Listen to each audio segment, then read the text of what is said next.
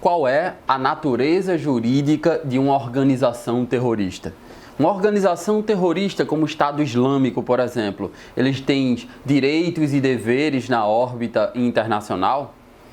Eles podem ser punidos na órbita internacional? Eles devem ser respeitados na órbita internacional? Bom, se você não me conhece, meu nome é Ronaldo Bastos, eu sou doutor em Direito e professor do curso de prática jurídica.com, onde vocês podem ter um curso de prática constitucional inteiramente online. Aos poucos eu vou colocando também aulas de Direito Internacional. Bom, em 23 de março de 2019, há um pouco mais de um mês, as Forças Democráticas Sírias, uma aliança curdo-árabe que tinha apoio dos Estados Unidos, afirmou que o autoproclamado califado do grupo Estado Islâmico tinha sido totalmente eliminado após a conquista de um reduto onde eles se localizavam no leste da Síria. Combate na região que durou cerca de 4 anos. O problema é que um pouco menos de um mês depois, em 21 de abril deste ano, houve o maior atentado terrorista do ano no estado do Sri Lanka, feito por um grupo local que deixou 290 mortos e mais de 500 feridos. O porta-voz do governo do Sri Lanka afirmou que esse grupo local não agiu sozinho. Ele teria contado com a colaboração de uma rede internacional para realizar as 8 explosões que foram feitas em 3 hotéis de luxo, um albergue e 3 igrejas cristãs na cidade de Colombo e em outras localidades. Especialistas que eu vi em entrevistas disseram que esse grupo local é o braço armado do Estado Islâmico. Então parece que o Estado Islâmico não está tão morto assim, O que eu quero fazer nessa aula? Eu quero dar uma aula sobre como o direito internacional classifica as organizações terroristas, tomando o Estado Islâmico como o pano de fundo dessas questões, A primeira questão que eu queria tratar é a respeito da personalidade jurídica internacional. Temos uma organização terrorista que se autodenomina Estado Islâmico. Isso é suficiente para ela ser considerada um Estado e logo ter personalidade jurídica de direito internacional? Bom, primeiro temos que saber quais são os elementos dos Estados, Eu já gravei uma aula sobre isso. O primeiro elemento é o chamado elemento humano, que é o povo. O segundo elemento é o elemento físico, que é o território. E o terceiro é um elemento político, que é a soberania. Alguns ainda inclui um quarto elemento, que é a capacidade de entrar em relações internacionais com outros estados. Essa, inclusive, é a disposição do artigo 1º da Declaração de Montevidéu sobre Direitos e Deveres do Estado, lá de 1933.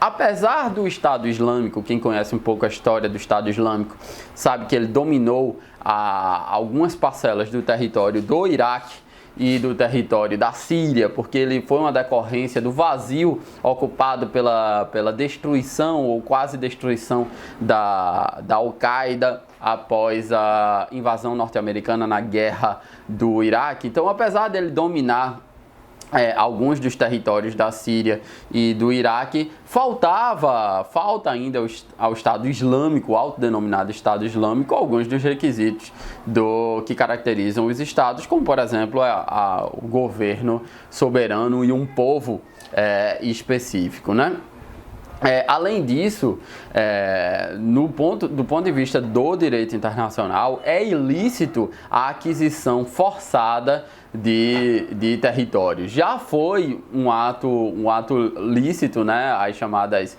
que depois Grotius chamou de guerras injustas, Já foi um ato permitido no direito internacional, mas hoje em dia não é permitido a aquisição forçada de territórios, Basta ler o artigo 11 da Declaração de Montevidéu sobre Direitos e Deveres dos Estados, em que é impossível é impossível, do ponto de vista do direito internacional, a aquisição forçada de territórios, e nem tropas militares podem estar sem autorização e sem uma declaração de guerra em territórios alheios. A gente vai ver que isso é importante para outras questões relativas ao Estado Islâmico, né?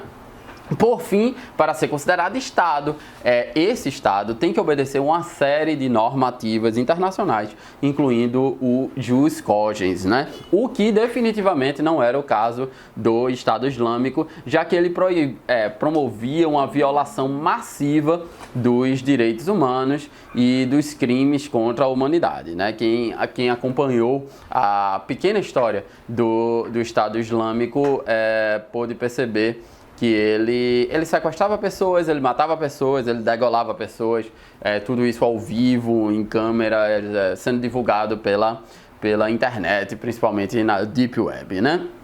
Então, por esses três motivos, falta ali alguns elementos do Estado. Ele adquiriu o território de forma ilícita, e ele não cumpriu várias normativas do direito internacional, particularmente direito internacional dos direitos humanos. Por esses três elementos, não é possível considerar o Estado Islâmico com personalidade jurídica de direito internacional. Uma outra pergunta que você poderia me fazer é sobre o estado de beligerância.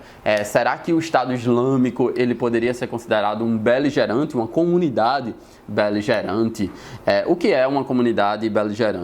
Uma comunidade beligerante é o resultado de um movimento contrário a um determinado governo, composto esse movimento por tropas regulares e domínio de um determinado território, que visa conquistar o poder para formar um outro Estado, devendo ser reconhecido por outros Estados da sociedade internacional. Então, me insurjo contra determinado governo com armas e com um território dominado e especificado, e eu preciso ser reconhecido por outros estados na sociedade internacional. O grande fundamento a isso são as chamadas autodeterminação dos povos, tendo em vista a proteção de valores humanitários, né? Todo povo tem direito a seguir a sua própria história, desde que respeitado o direito internacional, as regras internacionais, né? É possível o reconhecimento da beligerância por parte de outros estados. Esse reconhecimento, evidentemente, é discricionário, faz parte da soberania, um ato de soberania dos outros estados, e esta declaração tem que ser seguida de uma declaração escrita de neutralidade. O Estado estrangeiro só reconhece essa comunidade beligerante, mas não diz se é a favor ou contra essa comunidade beligerante. Quais são as consequências da beligerância, né? A primeira consequência é a obrigação desta comunidade beligerante ou Estado beligerante respeitar as regras do direito internacional no que atina aos conflitos armados, o chamado direito internacional humanitário. E a segunda consequência é a possibilidade dessa comunidade beligerante firmar tratados com outros estados que os reconhecem como beligerante. E aí vem a pergunta: o Estado Islâmico pode ser considerado uma comunidade beligerante, um Estado beligerante? Bom, embora haja domínio de determinado território, esse Estado ele não tem população, nem muito menos governo soberano, e esse território foi adquirido de forma ilícita. Então, por esse fato, não se considera Estado beligerante o Estado Islâmico. Outra coisa, lhes falta ao Estado Islâmico tropas regulares e institucionalizadas. Quem acompanhou a história do Estado Islâmico via que ocorreu muita migração de outros países, de descendentes de árabes para a composição do chamado Estado Islâmico. Então, as tropas eram trocadas com certa frequência. Não havia regularidade nem institucionalização dessas tropas. E faltou reconhecimento como sujeito de direito internacional. Não houve nenhum Estado soberano que reconheceu o Estado Islâmico como comunidade beligerante. Então, por esses três motivos, não se pode reconhecer o Estado Islâmico como uma comunidade beligerante.